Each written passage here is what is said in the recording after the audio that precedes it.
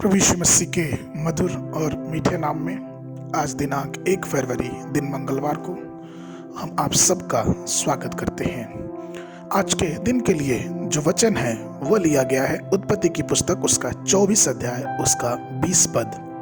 वचन इस प्रकार से कहता है, तब वह फुर्ती से अपने घड़े का जल हौदे में इकट्ठा करके उड़ेल दी और फिर कुएं पे भरने को दौड़ गई और उसने सब ऊँटों के लिए पानी भर दिया।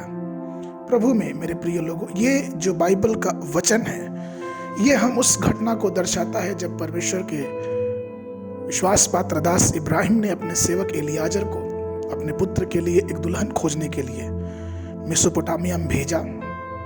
और जब एलियाजर अपने साथ कई ऊँटों को लेके आया जिसमें बहुत सारे सामान थे, और जब वो शहर के बाहर कुएं के पास पहुंचा तो उसके ऊँटों को प्यास लगी। और वहाँ पे हम सारी घटना जानते हैं कि किस प्रकार से रिबका ने एलियाजर को पानी पिलाया और उसके साथ साथ उन सारे ऊँटों को पानी पिलाया।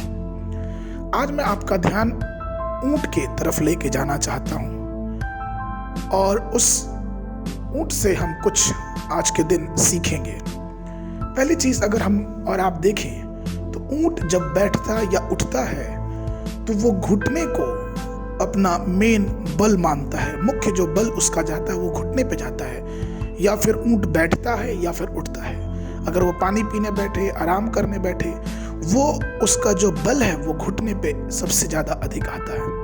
और ये जो बल, घुटने का जो बल है वो दिखाता है कि जब भी उसे पानी पीना होता है तो वो विनम्र होता है, वो झुकता है।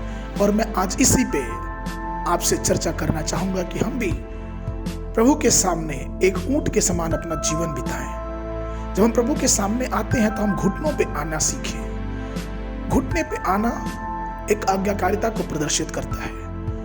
यह दिखाता है कि हाँ मालिक, आपने मुझे पानी दिया और मुझे स्वीकार है और मैं उसको पीने जा रहा हूं। और ऐसा ही है, जब ऊंट को अगर पानी पीना होता है तो वो घुटने पे जब तक नहीं आएगा तब तक वो पानी नहीं पी पाता है। उसे आराम करना है, घुटने पे आना है। वैसे ही प्रभु मेरे प्रिय लोग, हमें और आपको भी अपने घुटने के बल को मजबूत करना है। और ये बल का मजबूत होगा कहाँ? ये घुटने का बल मजबूत कहाँ होगा? एक छोटी सी घटना है कि एक परिवार में एक बेटे के लिए दुल्हन की तलाश में लगे हुए थे।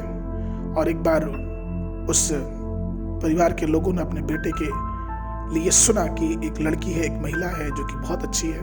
और बिना कुछ बताए उस परिवार के लोग उस महिला को देखने के लिए चले गए। चूंकि कोई इंफॉर्मेशन नहीं थी, कोई पहले से बातचीत नहीं थी, तो वो जो लड़की थी वो अपनी दिनचर्या काम कर के उसके बाद से वो अपने कमरे में बैठ गई और घुटने टेक के दुआ करने लगी। जब ये लड़के के माता पिता वहां पहुंचे और बातचीत हुई तो चाय पानी के बाद माता पिता ने कहा लड़की के कि ऐसा है कि अगर आप मेरी लड़की को देखने आए तब तो आपको इंतजार करना पड़ेगा, क्योंकि ये उसके प्रार्थना करने का समय है और मेरी बेटी 1 घंटे घुटने में आके प्रार्थना करती है। मैं आपको बताऊं प्रियो कि जब वो लड़की अपनी प्रार्थना समाप्त करके उस घर से बाहर निकली, उस कमरे से बाहर निकली, उसके चेहरे पे एक अलग प्रकार की तेज, परमेश्वर की तेज उस पर चमक रही थी। और तुरंत उस लड़के के परिवार वालों ने उस लड़की को देखा, पसंद किया और फिर उनका विवाह हो गया। वैसे ही हमारा प्रभु भी एक दिन हमें लेने आने वाला है। क्या हमारा मुख उतना प्रकाशित है?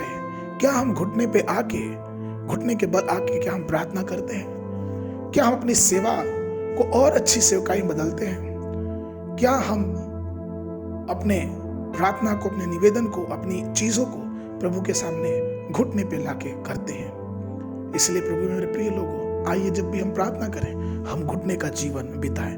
हम प्रार्थना में घुटने का जो जीवन है वो अपने जीवन का एक मुख्य बिंदु बना लें, क्योंकि परमेश्वर और भी आशीष हमें देगा। आज के मनन के लिए जो पद लिया गया वो पाया जाता है इफिसियों की पत्री उसका 3 अध्याय उसका 14 और 16 पद। मैं इसी कारण उस पिता के सामने घुटने टेकता हूँ जिससे स्वर्ग और पृथ्वी पर हर एक घराने का नाम रखा जाता है, कि वो अपनी महिमा के धन के अनुसार तुम्हें यह दान दे कि तुम उसके आत्मा से अपनी भीतरी मनुष्यत्व में सामर्थ पाकर बलवंत होते जाओ। अगर आपने इस वर्ष बाइबल का अध्ययन प्रारंभ किया है तो सुबह के समय निर्गमन की पुस्तक उसका 27 और 28 अध्याय, संध्या के समय मत्ती रचित सुसमाचार उसका 21 अध्याय पद 1 से लेके 22 तक। परमेश्वर आप सबको आशीष देवे।